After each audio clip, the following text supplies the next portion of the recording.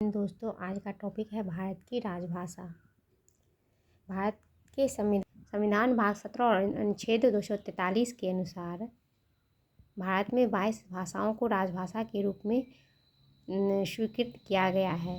यह अनुच्छेद 343 से 351 तक आते हैं। भारत के संविधान भाग 17 में अनुच्छेद 343 के अनुसार संघ की राजभाषा हिंदी और देवनागरी है।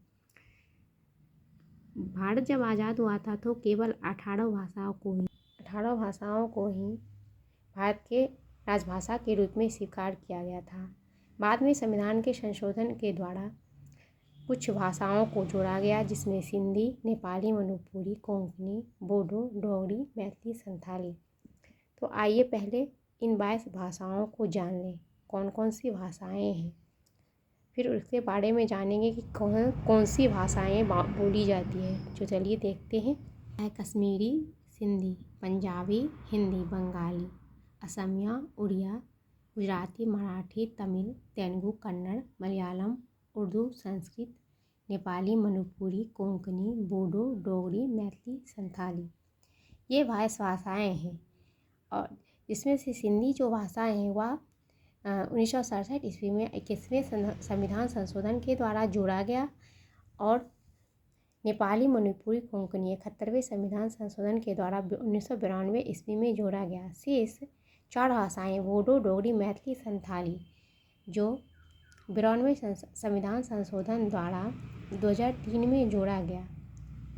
अब इन भाषाओं को देखते हैं, राज्य के हिसाब से, ट्रिक के हिसाब से याद करते हैं, जो आसान तरीके से आप लोग भी याद कर पाएंगे। सबसे पहले उत्तर भारत के राज्य कश्मीर में कश्मीरी और सिंधी बोली जाती है। उसके बाद पंजाब में पंजाबी, उसके बाद हिमाचल प्रदेश, उत्तराखंड, उत्तर प्रदेश, राजस्थान, झारखंड, मध्य प्रदेश, इन सब में हिंदी भाषाएं बोली जाती है। अब उसके बाद इधर बंगाल में बंगाली, असम असामी, गुजराती, मराठी, और कर्नाटक में कन्नड़, आंध्र प्रदेश में तेलुगु, तमिलनाडु में तमिल, केरल में मलयालम, और उड़ीसा में उड़िया, मणिपुर में मणिपुरी। उसके बाद देखिए, ये 2 भाषाएं उर्दू और संस्कृत, यह भारत के धर्म के हिसाब से धार्मिक रूप से इसकी मान्यता है।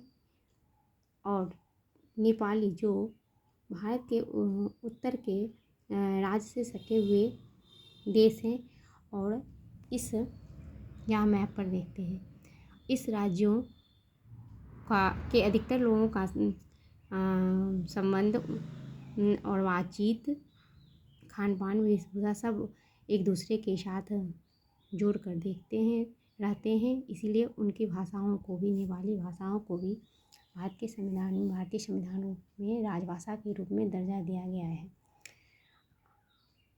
मणिपुरी और कोंकणी जो मणिपुर में बोला जाता है। उसके बाद बोडो, डोगरी, संथाली, ये सभी भाषाएं लोक भाषाओं के रूप में अनुसूचित जाति जनजाति की भाषाएं हैं। और मैथिली भाषा जो मिथिलांचल क्षेत्र की भाषाएं हैं, जो खास करके बिहार के राज्यों में दरभंगा, मधुबनी, सीतामढ़ी, समस्तीपुर, सहरसा, इन क्षेत्रों में बोली जाती हैं। आपको यह भाषा का क्लास कैसा लगा? एक बार ज़रूर अपनी राय शेयर करें और मेरे चैनल को सब्सक्राइब करें। धन्यवाद।